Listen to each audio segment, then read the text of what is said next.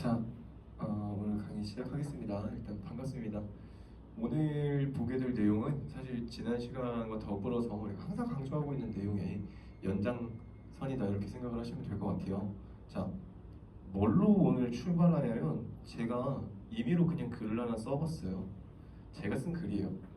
명징하다는 깨끗하고 막다라는 뜻이다. 직조하다는 저런 뜻이고 신랄하다는 저런 뜻입니다. 이들은 이런 표현들인데 그러니까 좀 생소하잖아요. 무슨 얘기인지 잘 모를 만한 표현이잖아요. 그래서 저 깨끗하고 막다라는 어떤 의미를 전달할 때는 일상적인 담화라면 명확하다, 선명하다 뭐 이런 표현 쓰는 게 우리 조금 더 이해하기 쉬울 거예요. 친구가 와 명징하다 뭐 그러면 너 왜 이렇게 어려운 말 써? 약간 이렇게 될 수도 있잖아요. 그래서 뭐 이렇게 적절하지 않은 표현이라고 누군가는 생각을 할 수가 있어요. 자, 이어지는 내용을 제가 어떻게 썼냐면 영화 기생충이라는 영화가 있어요. 보셨는지 모르겠어요. 안 보셨어야 맞습니다. 미성년자 관련 금지이기 때문에. 근데 어차피 이제 유명한 영화라는 거 정도는 우리 다 알고 있죠. 그리고 되게 잘 만든 영화다, 웰메이드 영화다 이런 평가까지 많이 받았고. 그래서 그 영화의 내용이 정말 간단하게 간략하게 보면은 되게 가난한 가족이 좀 잘 살아보려고 되게 거짓말 같은 것도 많이 해가면서 신분의 상승을 도모하는 어떤 그런 내용이에요.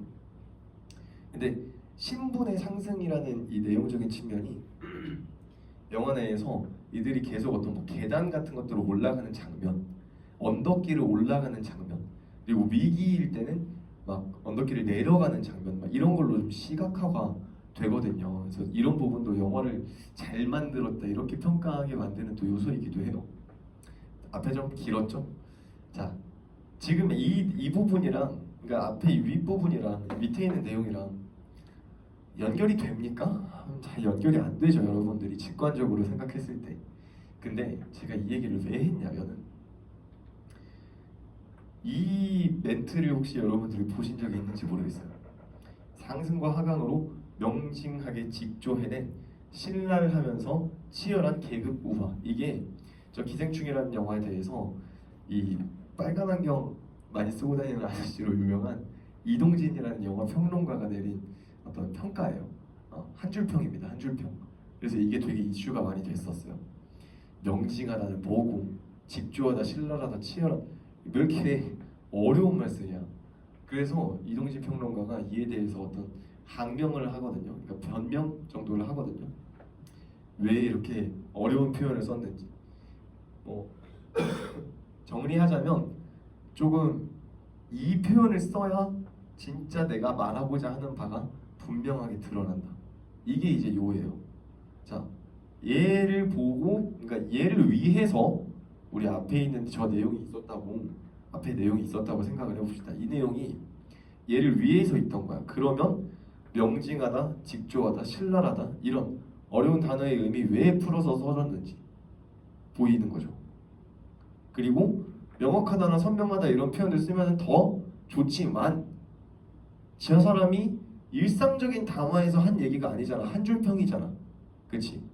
그러니까 한 줄평 같이 요약적이고 압축적으로 이야기해야 되는 문장에서는 그 의미를 좀 더 분명하게 전달해 줄 수 있는 표현을 쓰는 게 크게 문제가 안 되겠죠. 그리고 저 표현이 왜 이 영화에 대한 평론으로 쓰였는지도 이 밑에 있는 문단에서 조금 간략하게 언지를 해봤습니다. 자, 뒤에 이 내용이 있다는 걸 이제 생각을 하면서 이 글을 읽는 거랑 혹은 직접 보고 나서 그에 대한 어떤 해명이나 설명으로 이 내용을 보는 거랑 저 뒤에 있는 내용을 고려하지 않고 이 내용을 읽는 거랑 같습니까? 다르죠. 글을 이해하는 정도 내지는 이해의 수준 같은 것들이 결국 같을 수가 없어요. 당연히 다를 겁니다. 제가 지금 굳이 이 실제로 있는 지문의 내용이 아니라 이렇게 글을 제가 직접 써가지고 좀 미천한 실력으로나마 이렇게 써서 가져온 이유는 이런 형태의 글이라면 그러니까 지금 이 예시라면 여러분들이 제가 방금 이야기한 방향대로 읽을 거예요. 근데 비문학 독해를 할 때는요 그렇게 안 읽어요. 약간 쫓겨서 읽는다 그래야 되나? 이어지는 내용이 뭘지 고민하면서 읽는 게 아니라 내가 잘 모르는 거야. 아, 나 이 내용은 그냥 일단 주는 대로 먹어야 되면서 막 쭉쭉쭉쭉 읽는단 말이야. 생각을 안 하면서 단편적인 정보로만 되게 여러 개를 기억하는 셈인 거예요. 각 문장 간의 유기성 같은 것들 고려하지 않고 앞의 내용이 뒤의 내용을 어떤 방식으로 지지해 주는지 이런 거 고민하지 않고 읽는다는 거죠. 자, 그래서 여러분들이 글을 이렇게 읽으면 잘 못 읽게 되는 겁니다. 무슨 말을 하는지 정리가 안 되는 거예요. 자, 오늘은 그 방향이 조금 더 선명해질 수 있게 만들어주는 강의를 여러분한테 하고자 합니다. 자, 2개 정도 질문 볼 거예요. 이 글이 뭘 위한 건지 같이 생각해보면서 읽어봅시다. 자, 근대 이후 서양의 철학자들은 과학적 세계관이 대두하면서 이전과는 달리 인과를 물리적 작용 사이의 관계로 국한하려는 경향을 보였대요. 이전과는 달리, 이런 표현 중요하잖아. 그러면 여기서 지금 일단 핵심으로 다루고 있는 요소가 인과라는 개념이야. 이 인과가 원래는 물리적인 작용 사이의 관계는 여기 끝나는 건 아니었는데 여기서는 뭘로만? 물리적인 인과로만 보겠다는 거야. 이 문제는 휴미 지적했듯이 인과관계 그 자체는 직접 관찰할 수가 없어. 이거 눈에 보이는 게 아니야. 물리적인 걸로 이야기를 하려고 하는데 눈에 보이지 않아. 뭐 냄새는 맡아죠.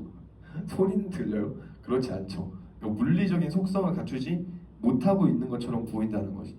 그러니까 원인도 볼 수 있어. 결과도 볼 수 있어. 근데 그 사이에 있는 인과 성은 안 보인다네. 가령 예를 들어서 얘기하고 있어. 자, 이 부분부터가 이제 오늘 하고자 하는 얘기 중 중요한 포인트가 됩니다. 예시는 무언가를 위해서 존재합니다. 예시로만 구성된 글이 있을 수 있습니까? 하면은 그렇지 않아요. 예를 들어 짜장면을 먹었습니다 했어. 이게 뭐의 예시인지가 없으면 이 말은 정말 아무 의미 없는 말이 돼요. 예시는 항상 방향성을 가지고 있다 이거거든. 그러면 이 예시를 나타내는 표현을 보면은 이게 뭐의 예시인지를 여러분들이 봐야 돼. 추위 때문에 강물이 얼었다는 자, 직접 관찰한 물리적 사실을 진술한 것이 아니다 그랬어. 즉, 이 때문에라는 표현이 추위랑 강물이라는 두 가지 사실을 연결해줘 이 말에서는. 근데 물리적으로 존재하는 것은 아니다 이거야. 즉 물리적으로 인과는 관찰할 수 없다의 예시가 추위 때문에 강물이 얼었다야. 그래서 인과가 과학적 개념인지에 대한 의심이 철학자들 사이에 제기가 되었고, 이에 인과를 과학적 세계관에 입각하여 이해하려는 시도가 세먼의 과정이 이루어진다 그랬어. 이 인과라는 거를 우리가 볼 수 있다 없다? 없다. 냄새는 소리는 당연히 안 돼. 즉 물리적으로 우리가 관찰을 할 수가 없어. 근데 이해는 해야 될 거 아니야. 우리 머릿속에 있잖아 인과가. 그래서 그 이해하려는 시도 중에 하나가 세먼의 과정 이론이래요. 이 과정이라는 요소가 등장했습니다. 세먼이라는 사람이 설명을 하는 과정이라는 요소가 등장했어요. 야구공을 던지면으로 출발을 했네. 우리가 지금 뭐에 대해서 이야기를 하고 있었죠? 물리적인 속성으로서의 인과에 대해서 이야기를 하고 그 중에서도 과정이라는 개념을 써야 돼. 물리적인 속성 가지고 있는 게 야구공이 가장 대표적입니까? 아니면 뭐 야구공밖에 없습니까? 그러면 그렇지 않죠. 야구공은 우리가 떠올릴 수 있는 역시 수만 가지 예시 중에 하나인 거야. 그럼 얘도 사례구나. 얘를 통해서 뭔가 하고자 하는 얘기는 야구공에만 국한된 얘기가 아니라 더 다른 여러 가지 얘기를 하고 있겠구나 생각하면서 읽어야죠. 그러면은 야구공을 던지면 땅 위에 공 그림자도 따라 움직인다. 공이 움직여서 그림자가 움직인 건지 그림자 자체가 움직여서 그림자의 위치가 변한 것은 아니다 그랬어. 그러니까 이 사이에 뭐가 있다. 공이 움직여서 그림자가 움직인 거야. 즉 일방향적인 관계야. 그림자 자체가 움직인 건 아니다 이거야. 이 사이에는 분명히 뭐 비슷한 게 있다, 인과 비슷한 게 있다라는 거지. 그렇지? 과정 이론은 이 차이를 다음과 같이 설명한다. 과정은 대상의 시공간적 궤적이래요. 날아가는 야구공 물론이고 땅이 멈춰있는 공도 시간 흘러가고 있기에 시공간적 궤적을 그리고 있다. 공이 멈춰있는 상태도 과정인 것이다. 우리의 직관이랑은 조금 반하지만 여기서 그냥 이렇다고 얘기하는 정도는 받아들이고 넘어갈 수 있죠. 받아들이고 넘어가. 그런데 모든 과정이 인과적 과정은 아니다. 근데 과정만 얘기했는데 인과적 과정에 대해서 뭔가 아니다라고 부정하는 말로 출발을 하네. 그러면 인과적 과정이 뭔지도 뒤에 나와야지. 자, 한 시공간적 지점에서 만나는 게 교차래. 교차는 한 시공간적 지점에서 만나는 거야. 만남이야. 만남이래요. 근데 이 교차에서 표지, 즉 대상의 변화된 물리적 속성이 그랬어. 표지는 뭐래? 제가 지금 이거 쓰는 거는 여러분들이 조금 이해할 시간 좀 그냥 주는 거예요. 왜냐하면 실제로 지금 풀 때는 가서 보면 되잖아. 그쵸? 이거 어디 따로 써놓을 필요는 없어요. 대상의 변화된 물리적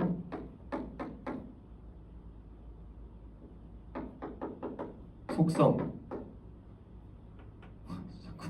자꾸 오타가 나네. 속성이야. 오케이? 자, 그러면 교차에서 표지가 도입이 되면 이후에 모든 지점에서 그 표지를 전달할 수 있는 과정이 인과적 과정이다 그랬어.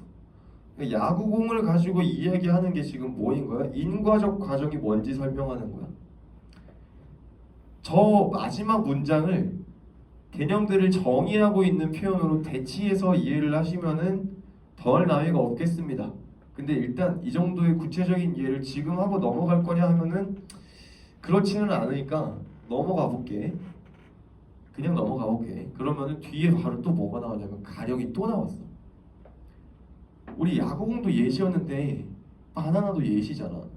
세상에 뭐 물리적 속성을 가지고 있는 물체가 야구공이랑 바나나랑 있는 거 이 두 개밖에 없는 건 아니잖아요.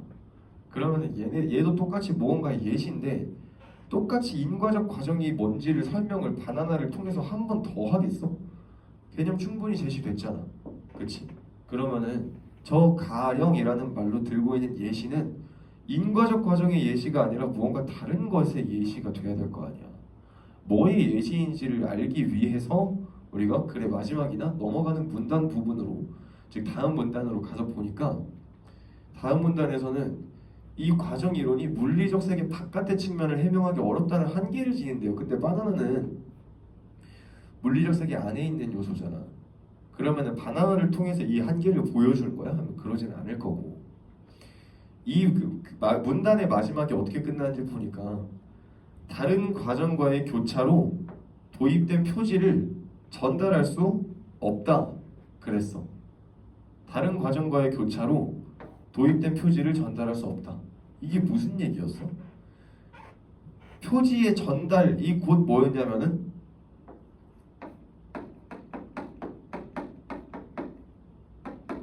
인과적 과정이었어.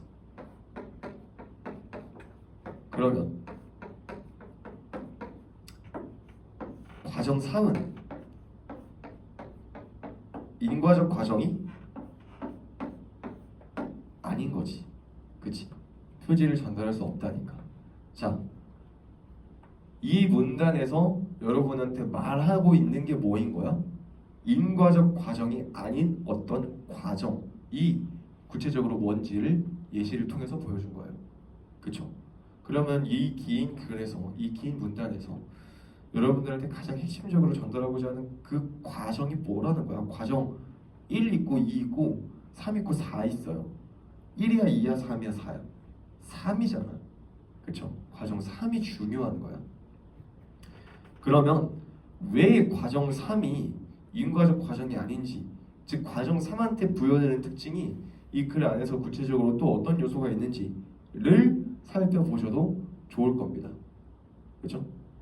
그러면은 과정 3이 여기서 어떤 다른 과정들이랑 관계가 있는지 보니까 과정 3은 A 프라임 지점에서 B 프라임 지점까지 움직이는 과정이래. 그리고 자 과정 1과 과정 2의 교차 이후 스크림상의 그림자 역시 변한다 그랬어. 그림자가 움직이는 과정이 과정 3이라 그랬고 과정 1과 과정 2의 교차 이후에 그림자 역시 변한대. 그럼 이 교차가 뭘까 하고 보니까 과정 1과 과정 2의 교차는 바나나를 한 입 베어내는 거였네요. 바나나를 한 입 베어내는 게 과정 1과 과정 2의 교차고 이게 그림자를 또 변하게 만드는 요소래. 이거 1과 2의 교차가 1과 2의 교차가 뭐랑 교차한다? 3이랑 교차한다. 이런 얘기가 되겠죠. 근데 과정 3은 과정 4랑 교차할 때 과정 3에 어떤 표시가 도입돼도 이 지점을 지나가면 다시 원래대로 돌아오고 스티로폼은 그대로이다. 과정 3은 도입된 표시를 전달할 수 없다. 즉 인과적 과정이 아니다. 이거야. 자, 이 지문이 어렵다고 정평이 나 있는 그런 지문이고 특히 이 문제 때문에 어려운 지문이 됐고 뭐 이런 문제가 어려운 문제입니다. 근데 저는 이 방금 우리가 봤던 그 과정 이론을 설명하는 어떤 내용 그리고 저 예시를 사실 지금 이것 정도도 너무 구체적으로 살펴본 거야. 나는 이 정도도 이해할 필요가 없다고 봐. 왜냐면 지금 뒤에 다루진 않을 거고 뭐 가져오지도 않았지만 여러분들이 이제 뭐 아실만한 것들 중에 BIS 비율 지문이나 아니면은 그 듀퐁 ROE 지문이나 아니면은 그 브레턴 우즈 지문 같은 이런 경제 지문들의 내용이 있잖아요. 그러면 저는 이 지문의 내용 정도는 방금 얘기한 이 세 지문은 이해를 하셔도 좋아요. 그러니까 지문의 내용을 여러 번 정독하고 읽어내면서 하나의 지식으로 가져가도 좋다는 얘기야. 왜냐면 경제 지문에서 어떻게 보면 되게 본질적으로 핵심적인 부분 중에 하나거든. 이 세 지문의 공통적인 내용이 뭐냐면 가용하는 어떤 재화에서 내가 실제로 가지고 있는 재화, 재산보다 빚이 더 많으면 안 된다. 이거야. 이게 공통점이야. 그러니까 이 지식, 이거를 지식으로 알고 나서 뭐 브레튼 우즈에서 이걸 알고 나서 그 다음에 듀퐁 ROE를 보는 거나 아니면은 이걸 아예 모른 채로 처음에 보는 거랑 다를 거 아닙니까? 그렇죠? 그러니까 어떤 글의 방향 같은 것들을 짐작하게 만들어주는 지식을 전달하는 지문은 여러분들이 숙지를 하셔도 좋은데 이 지문을 여러분들이 풀고 1번 문제가 존나 안 풀리고 문제도 이제 뭐 정답 보고 했는데도 잘 이해가 안 돼가지고 아씨 뭐지 이거? 하면서 막 이론을 막 다 뜯어보고 막 유튜브 지금도 이제 유튜브에서 보고 있지만 유튜브에서 이 설명하는 영상들 막 뒤져보고 큰 의미가 없어요. 왜? 세번의 과정 이론을 여러분들이 2번 다시 볼 일이 있어요? 없어요. 과정 이론이랑 비슷한 형태로 인과를 설명하는 다른 지문이 나올 가능성이 있어요? 없어요. 그러니까 얘는 우리가 문제를 풀기 위해서 알아야 되는 정보 이상으로 분석할 이유가 딱히 없습니다. 자, 다시 우리 지금 이 지문을 왜 보는지를 환기를 좀 하면서 볼게요. 이 방금 우리 봤던 이 부분이 A예요.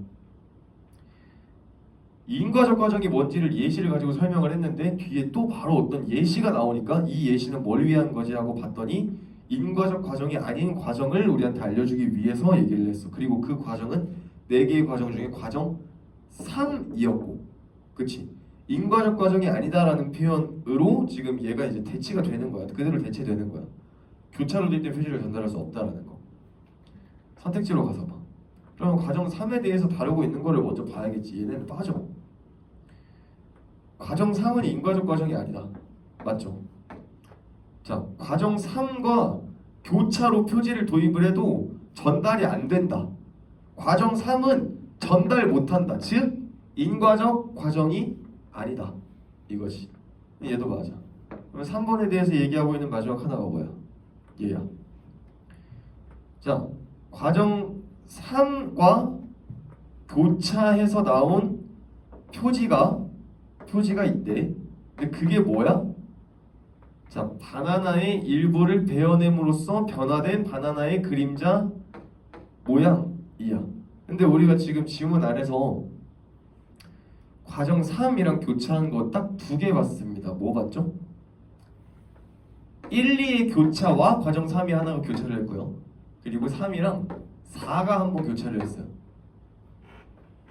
그리고 과정 3은 전달을 못하죠. 그래서 이제 그 전달을 못한다는 맥락에서 5번이 파해가 됐고, 4번에서는 지금 과정 3이 뭐랑 교차한대? 과정 2랑 교차한대. 그러면 자, 일단 여기까지만 봐도 정답은 4번이 돼야 돼. 적절하지 않은 걸로 4번이 나와야 된다 이거야. 왜? 과정 1과 2의 교차된 표지, 교차를 통해 도입된 표지와 교차한 거잖아. 과정 3은. 이렇게 이해만 해도 충분한데, 더 구체적으로 내용을 이해하려고 가서 보면 바나나의 그림자의 이동의 과정이 과정 3이야. 근데 과정 2는 바나나를 베어내는 거야. 그러면 그림자랑 베어냄이 교차했어? 아니잖아. 그쵸? 바나나의 이동이랑 베어냄이 교차를 해야 그림자의 그 표지가 전달되는 거잖아. 그쵸? 그리고 그 그림자의 이동의 과정인 3은, 과정 3은 어떤 다른 표지로 전달을 할 수가 없고, 이렇게 해서 4번이 풀립니다. 저 과정이 구체적으로 뭔지를 여러분들이 어떤 뭐 벽에다가 진짜 바나나 이렇게 베어 먹는 그림자, 그 바나나가 이렇게 이동하면서 뒤에 그림자 보이고 이거를 베어 먹는 거를 굳이 그려내거나 뭐 이해하지 않아도 지문에서 중요하게 다루는 거는 과정 3이 인과적 과정이 아니라는 거고, 인과적 과정이 아니라는 거는 전달이 안 된다는 거야. 그렇지? 이렇게 보면은 그 과정 3에서 다루고 있는 선택지들 중에 정오를 가를 수 있는 그 선택지가 선명하게 보인다는 거지. 됐죠? 자, 같은 맥락에서 이어지는 다른 질문 보도록 하겠습니다. 법경제학이라는 분야가 되겠네요. 법을 경제학의 방법론으로 살펴보는 법경제학 측면이래요. 역시 여러분들이 법경제학에 대해서 뭐 알고 있을 필요까지는 없겠죠. 근데 이거는 제가 아까 얘기했던 맥락에서 조금 알고 있으면 좋을 만한 지식은 돼요. 왜냐하면 관련된 지문이, 얘가 지금 18년 10월 시행 모의고사에 나온 건데 22년 10월 시행에서도 법경제학이랑 이제 효율이 나왔고, 그리고 리트 지문으로도 한 번 또 출제가 됐었어요. 이 법경제학적인 측면이. 그래서 빈출되는 주제이다 보니까 여러분들이 알고 있으면 좋긴 합니다만, 우리는 지금 다소 이제 복잡해 보이는 문제를 어떻게 하면 좀 쉽고 빠르게 풀어낼 거냐, 지문 안에서의 요를 어떻게 캐치할 거냐, 이걸로 이제 가고 있잖아. 그러니까 거기에 초점을 맞춰서 이제 볼게요. 여기 오타가 있는데 효입니다. 효율적. 이거는 미안합니다만 잘 보시고. 자, 범죄는 비용을 초래한대. 범죄는 비용을 초래하는데, 이 범죄가 만들어내는 비용이 사법비용, 행정비용, 그리고 자, 재산상의 손해, 얘도 비용이잖아. 그래서 이거 어떻게 정리되고 있냐면은 순피해 비용이랑 범죄 억제 비용이야.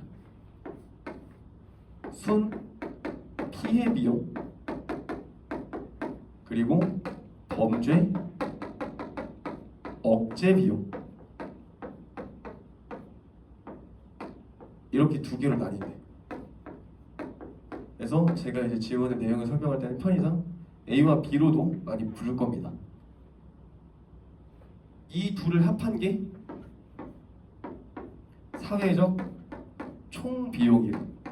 여러분, 총이라는 게 무슨 의미인지 알죠? 다 더한 거라는 뜻입니다. 그러면 우리가 지금 고려할 수 있는 비용은 이 두 개만 있다는 거야. 다른 경우를 생각할 필요가 없다는 거죠.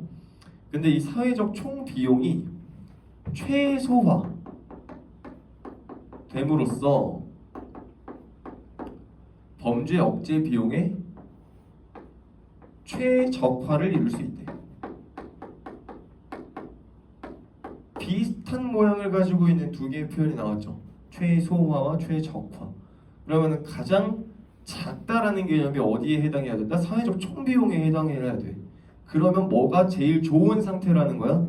범죄 억제 비용의 측면에서는 제일 좋은 상태라는 거야.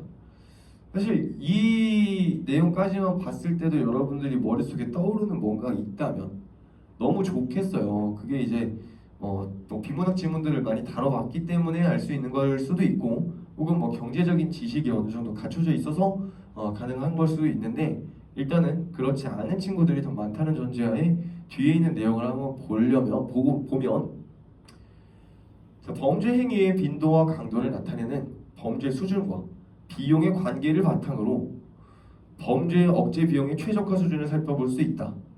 범죄로 인한 사회적 총비용의 최소화는 경제적 한계의 가치의 개념을 사용하면 보다 명확하게 이해할 수 있다 했는데, 우리가 앞에 있는 이 두 내용은 그냥 각각 순피해 비용이 뭔지 설명됐고 범죄 억제 비용이 뭔지도 설명됐고 이 둘을 합한 게 이거고 얘의 최소화가 얘의 최적화다 이렇게 분류만 하면 됐잖아. 근데 이 방금 읽은 이 두 문장은 이해가 안 돼요. 왜 이해가 안 되지?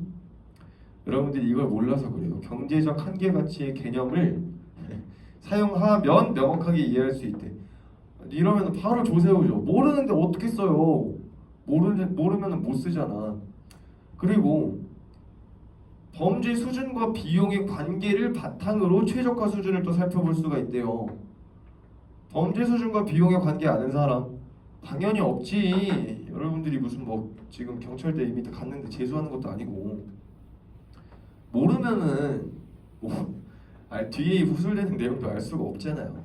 자, 근데 이게 지금 일문단이잖아. 일문단의 내용으로 이어지는 내용이 뭐가 나올지를 이들을 잡아주는데 하나도 뭔지 모르는 개념들을 그냥 딱 써놓고 어떤 설명도 없이 그냥 글을 이렇게 이 부분을 이렇게 마무리할까? 그렇지 않겠죠. 그러면 일문단에 이렇게 어려운 말이나 개념이 나왔으면 이거는 뭐라는 거야? 뒤에 이어지는 내용이 저 부분을 구체화한다는 거야. 알겠죠? 자, 그러면은 얘가 뭘 위한 건지를 다시 보면요. 얘는 뭘 위한 거야? 명확하게 이해하기 위한 거야. 무엇을? 사회적 총비용의 최소화를. 즉 얘를 어떻게 최소화하는지에 대해서 이 글에 이제 설명을 할 거다 이거야. 즉 우리가 뒤에 이어지는 내용에서 생각을 해야 되는 것보다 이 방법이다 이거야. 사회적 총비용을 최소화한다라는 거는 뭐지? 어떻게 하는 거지?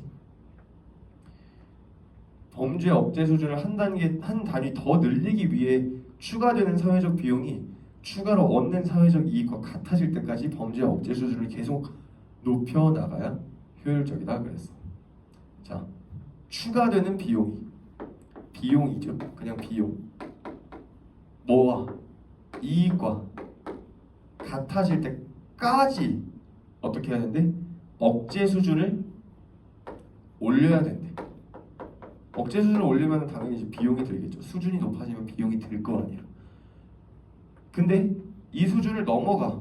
그러면 즉 이익은 똑같은데 비용만 늘어나면 비효율적이 된다. 굉장히 상식적이죠. 그러므로 범죄의 엄격한 억제가 최적 억제 비용 수준으로 이어지는 것은 아니다 그랬어. 그러니까 이쯤에서 여러분들한테 어떤 직관적인 이해가 있으면 더 좋기도 할 겁니다. 무슨 얘기냐면 예를 들어서 애들이 뭐 애기들 학생들 여러분들 말고 막 5살 6살 먹은 애기들이 방에서 엄청 막 뛰어다녀. 근데 뛰어다니면 안 돼. 그래서 가만히 있어야 돼. 그래서 얘네를 잡아두고 싶어. 그러면은 그냥 이제 크게 신체에 문제가 없는 한 뭐 20, 30대 정도의 남성이면 더 좋고 뭐 여성이어도 당연히 무리가 없겠죠. 전혀 지금 성차별적인 뉘앙스 없죠. 근데 여기다가 이제 막 주짓수 세계 챔피언, 레슬링 그 올림픽 금메달리스트, 유도 금메달리스트 그 프랑스 친구 막 198짜리 이런 애 갖다 놔가지고 전부 다 허리 우리기에서 눕혀. 이럴 필요가 있어요? 이럴 필요가 없잖아. 이러지 않아도 5살, 6살 애들은 충분하잖아. 그러니까 이 사람들을 갖다 놓으려면 돈이 많이 들 거 아니야. 죄송한데 우리 집에서 1시간만 애기를 봐주세요 하는데 그 사람들을 갖다 놓으면 돈이 많이 들 거 아니에요. 그러니까 불필요한 비용이 된다는 거지. 불필요한 수준의 억제가 존재한다는 거죠. 자, 범죄 측면, 억제 측면에서 볼 때 형사제재는 무섭고 아파서 두려움을 주기 때문에 이 억제하는 수단이 된대.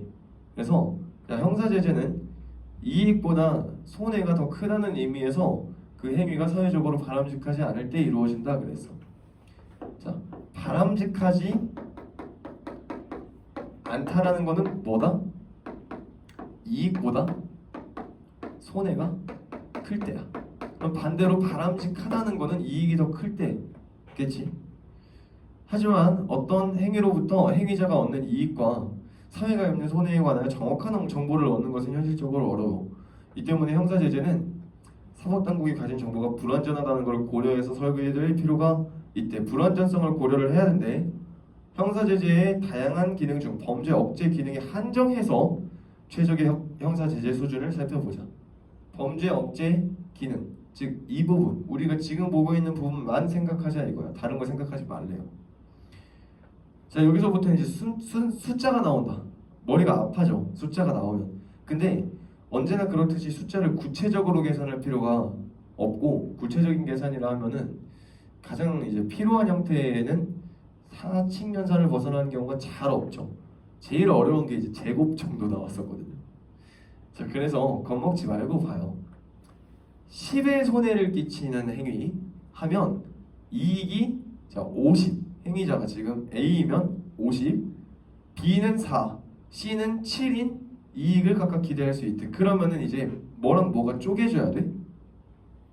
A랑 B, C가 일단 한번 쪼개져야 돼. A는 어떤 경우야? 여기에 반대되는 경우지. B, C는 어떤 경우야? 여기에 해당하는 경우야. 왜? 손해가 지금 10이고 이익이 각각 50이고 4고 7이랬잖아. 그러면 얘네는 이익보다 손해가 크고 얘는 이익이 압도적으로 크죠. 그렇죠? 근데 더불어서 A는 구별할 수 있어.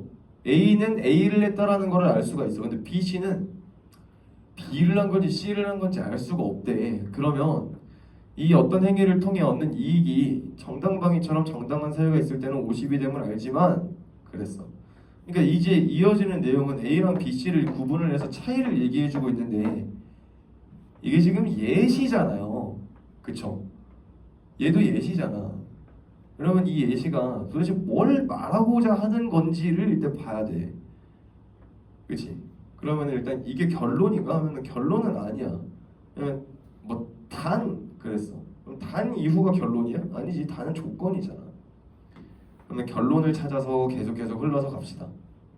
왜냐면 이거를 결론이라고 얘기를 할 수도 있어.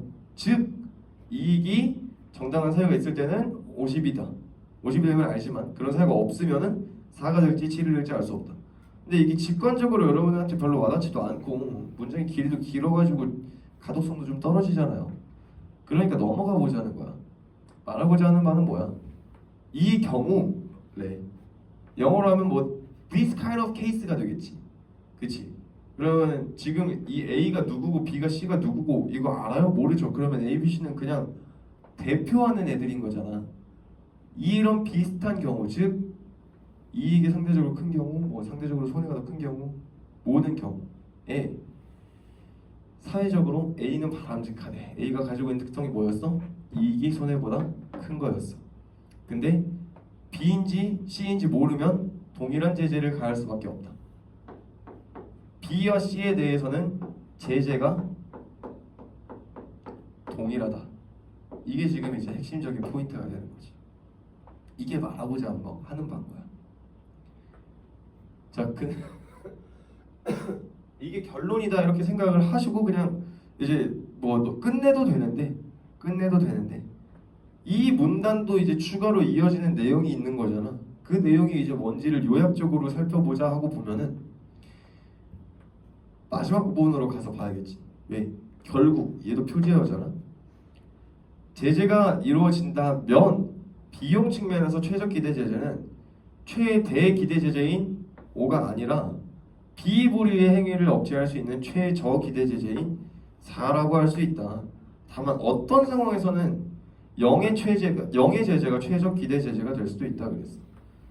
최적 기대 제재라는 거는 뭡니까? 이제 가장 효율적인 제재를 한다 이거야. 그렇죠? 가장 효율적인 제재를 한다가 뭐래? 0이 될 수도 있고 항상 최대가 아니라 최저가 되는 경우도 있다. 즉 어떻다? 4인지 7인지 모르니까 우리가 지금 최대가 몇이래? 최대가 몇이라 그랬어? 아까 이제 위에 여기 나와있죠? 5래. 최대가 5야. 그럼 어차피 7은 못하잖아. 어차피 못하니까 굳이 5를 할 필요가 없다 이거지. 그치? 4로 충분한 거야. 자, 우리가 지금 그러면 이 글의 요지는 뭐인 거야? 이 글의 요지는 최적, 가장 좋다가 최소 어떤 하나의